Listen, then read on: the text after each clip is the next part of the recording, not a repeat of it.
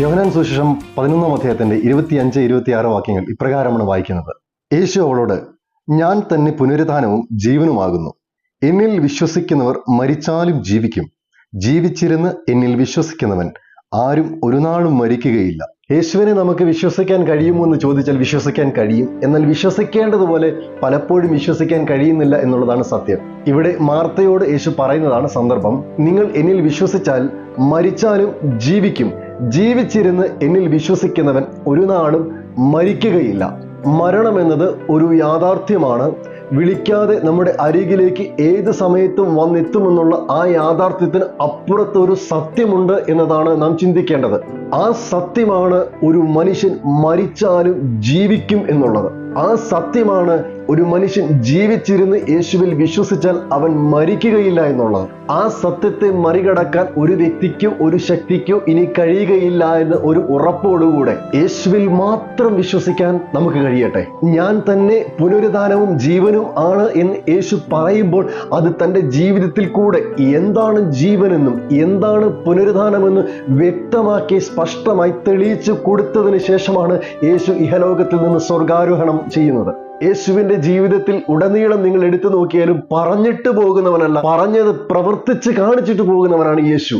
യേശുവിനെ മറ്റുള്ളവരിൽ നിന്നും വ്യത്യസ്തനാക്കുന്നത് എന്തെങ്കിലുമൊക്കെ പറയുന്നത് കൊണ്ടല്ല, പറയുന്നത് പ്രവർത്തിച്ച് കാണിക്കുകയും സത്യം മാത്രം പറയുകയും പ്രവർത്തിക്കുകയും ചെയ്ത് തന്നെ തന്നെ വെളിപ്പെടുത്തുന്ന ഒരു ക്രിസ്തു ആയതുകൊണ്ടാണ്. ഈ ലോകത്തിലെ സകല മഹാന്മാരും ജീവിക്കാൻ വേണ്ടി ജനിച്ചവരാണ്. എന്നാൽ യേശു മാത്രമേ ഉള്ളൂ മരിക്കാൻ വേണ്ടി ഈ ഭൂമിയിൽ വന്നവനും ജനിച്ചവനും. യേശു വന്നത് തനിക്ക് വേണ്ടിയല്ല, മറ്റുള്ളവർക്ക് വേണ്ടി സ്വന്തം ജീവനെ കൊടുക്കാനാണെങ്കിൽ അവൻ പറയുന്ന യാഥാർത്ഥ്യമാണ്, ഞാൻ തന്നെ പുനരുത്ഥാനവും ജീവനുമാകുന്നു എന്ന്. മറ്റാർക്കും കൊടുക്കാൻ കഴിയാത്ത ആ ഒരു ഉറപ്പ് യേശു നമുക്ക് തരുമ്പോൾ ജീവനായ ക്രിസ്തുവിലെ വിശ്വസിക്കാൻ നമുക്ക് കഴിയട്ടെ.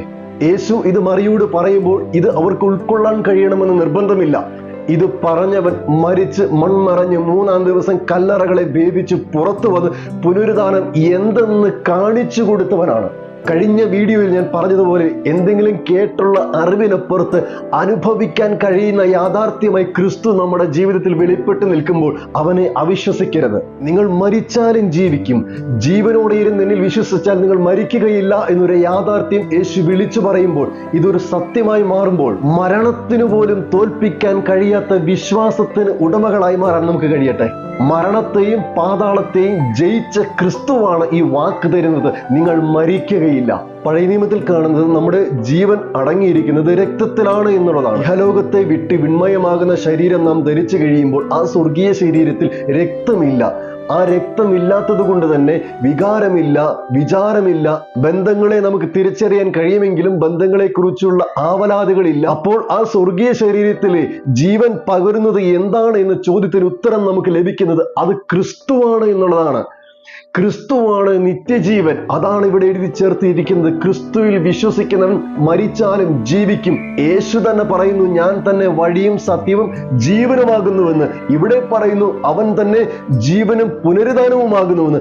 ആ ജീവനാണ് സ്വർഗീയ ശരീരത്തിൽ അന്ന് വ്യാപരിക്കപ്പെടുന്നതെങ്കിൽ നമ്മുടെ ഇമോഷൻസും നമ്മുടെ വിചാരങ്ങളും നമ്മുടെ ആഗ്രഹങ്ങളും നമ്മുടെ അറ്റാച്ച്മെന്റ്സും എല്ലാം ക്രിസ്തു എന്നത് മാത്രമായിരിക്കും. അന്ന് ആ അനുഭവത്തിലേക്ക് എത്താൻ ഇന്ന് അവനിൽ നമുക്ക് വിശ്വസിക്കാൻ കഴിയണം. യേശുവിന്റെ ജീവിതത്തിലെ അത്ഭുത പ്രവൃത്തികളിൽ ഏറ്റവും വലുതായി നമുക്ക് കാണാൻ കഴിയുന്നത് ലാസറിനെ ഉയർപ്പിച്ചത് തന്നെയാണ്. കഴിഞ്ഞ വീഡിയോയിൽ ഞാൻ പറഞ്ഞതുപോലെ അതൊരു അറിവായിരുന്നു. ആ അറിവിനെ അനുഭവമാക്കി യേശു മാറ്റുകയായിരുന്നു. യഹൂദന്മാരുടെ കഷ്ടമനുസരിച്ച് 3 ദിവസങ്ങൾ ആത്മാവ് ശരീരത്തെ ചുറ്റിപ്പറ്റി നിൽക്കും എന്നൊരു ധാരണയുണ്ടായിരുന്നു. എന്നാൽ ചില കൺസെപ്റ്റുകളെ പൊളിക്കുന്ന ദൈവിക പദ്ധതികൾ വെളിപ്പെടുമ്പോൾ പൊളിയപ്പെടുന്നത് മാനുഷിക ഉദ്ദേശ്യങ്ങളും പരിമിതികളും ചിന്തകളുമാണെന്നിരിക്കെ അകത്തേക്ക് പകരപ്പെടുന്നത് ഒരു പുതിയ ജീവനായിരിക്കും. യോഹന്നാൻ സുവിശേഷത്തിലെ ഓരോ അത്ഭുതങ്ങളും ഓരോരോ അടയാളങ്ങളായി നമ്മെ ചൂണ്ടിക്കാണിക്കുമ്പോൾ ലാസറിന്റെ ഉയർപ്പും യേശുവിന്റെ വരവും നമ്മെ ചൂണ്ടിക്കാണിക്കുന്ന യാഥാർത്ഥ്യം ഇതിനപ്പുറത്ത് ഇനി ഒരു ഉയർപ്പുണ്ട്.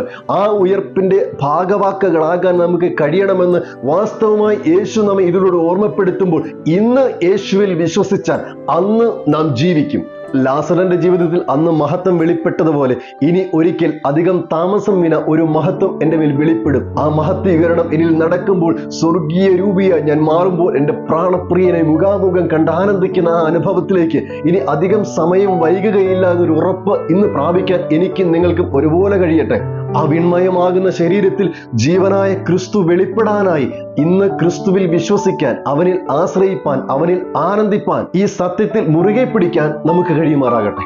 ഈ കഷ്ടതകൾക്കും നിരാശകൾക്കും വേദനകൾക്കും അപ്പുറത്ത് വിൺമയമാകുന്ന ശരീരം നിങ്ങളിലേക്ക് ലഭിക്കപ്പെടുന്ന സമയത്ത് കഷ്ടതകളില്ലാത്ത, നിരാശകളില്ലാത്ത, വേദനകളില്ലാത്ത, കണ്ണുനീരില്ലാത്ത ഒരു കാലത്തിലേക്ക് കാൽച്ചുവടുകളെ എടുത്തു വെക്കുമ്പോൾ അന്ന് നിങ്ങളുടെ ഉള്ളിൽ വ്യാപരിക്കുന്ന ജീവൻ ഞാനായിരിക്കും. അതിനെ തിരുവചനം വിളിക്കുന്ന പേര് നിത്യജീവൻ എന്ന.